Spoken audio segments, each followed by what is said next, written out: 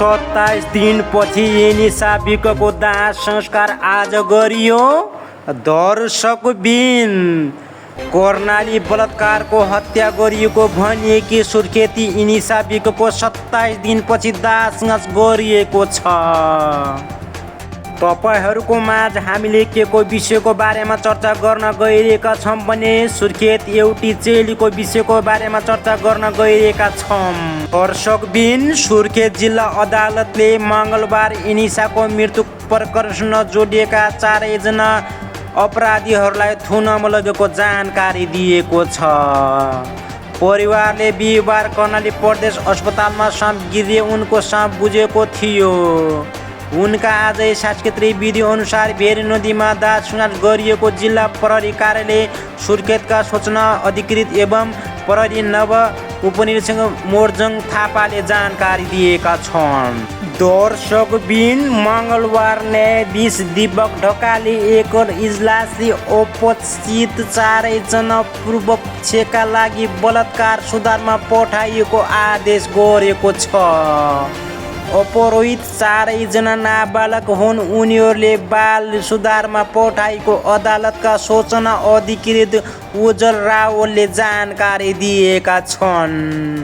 उनका अनुसार विकको बलात्कारको हत्या भएको आरोपमा 4 जना विरुद्ध जबरजस्ती करणीय ज्यान मार्ने उद्योग विपक्षमा दायर गरिएको थियो।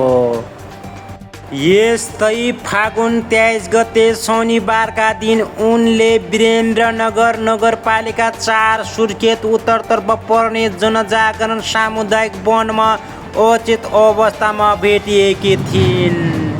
उपचारका लागि प्रदेश अस्पताल पुर्याउँदा चिकित्सकले उनलाई मृत्यु घोषणा गरेका थिए।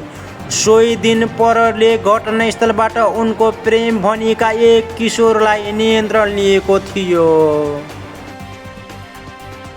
दर्शकबिन एनिसाकी आमाले सामूहिक बलात्कार पछि छोरी भएको भन्दै फागुन 24 गते अन्य 3 जना विरुद्धको प्रहरीमा उजुरी दिएकी थिइन्। सोही दिन पक्राउ गरेको थियो। पक्राउ परेकालाई कानुन अनुसारले दायरा ल्याई आफूलाई न्यायको अनुमति नदिलाई समस्याउ नबुझ्ने अडान लिएकी थिइन्। एनिसाको परिवारले अदालतले पूर्व पक्षका लागि थुनामा पठाइएपछि आज उनको साँप बुझेर अन्त्येष्टि गरिएको जानकारी दिएका छन्। दर्शकबिन गर्भकोट नगरपालिका 6 सुर्खेत बडाखोली स्थानीय घर भई हाल वीरेन्द्रनगर नगरपालिका 1 सुर्खेतमा बस्दै आएकी 16 वर्षीय एनिसा बालिका टेका स्कुलमा कक्षा 11 मा अध्ययनरत थिइन्। परिवारका अनुसार उनले फागुन 23 गते शनिबार बिहे ट्युसन पढ्न जानेको भन्दै घरबाट निस्केकी थिइन्।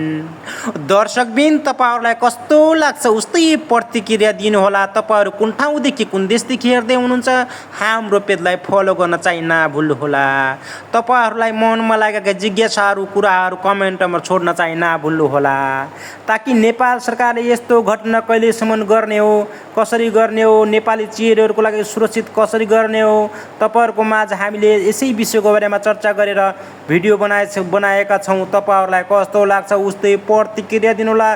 तपाईँहरू कुन ठाउँदेखि कुन देशदेखि हेर्दै हुनुहुन्छ एक लाइक, एक कमेन्ट, एक सेयर गर्न चाहिँ नभुल्नुहोला ताकि हजुरहरूको माझ हामीले यस्तै नयाँ भिडियो लिएर उपस्थित हुनेछौँ। Thank you so much.